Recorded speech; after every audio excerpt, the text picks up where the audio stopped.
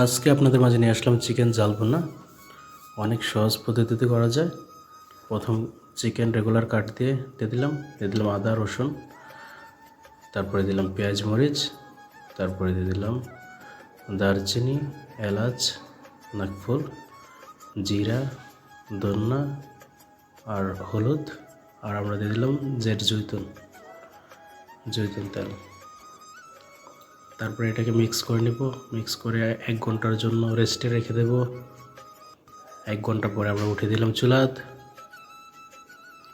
তারপরে কিছুক্ষণ পরে নাড়িয়ে দেব। প্রবাস মানে ব্যস্ততার মাঝেই আমাদেরকে রান্না করে খেতে হয়। তারপরে 20 মিনিট পরে আবার নাড়িয়ে দেব যেন নিচে লেগে না যায়। আমাদের হয়ে গেছে, তেল অলরেডি উপরে উঠে গেছে। তারপরে দিয়ে দিলাম একটু পানি দেওয়ার পরে কিছুক্ষণ পরে আমাদের একটু লবণ শর্ট ছিল, তাই আমরা লবণ দিয়ে দিলাম টেস্ট করে, যেন পরিমাণ হয়ে যায় লবণটা। এই দেখেন তেলগুলো উপরে উঠে আসছে, মানে আমাদের চিকেন হয়ে গেছে।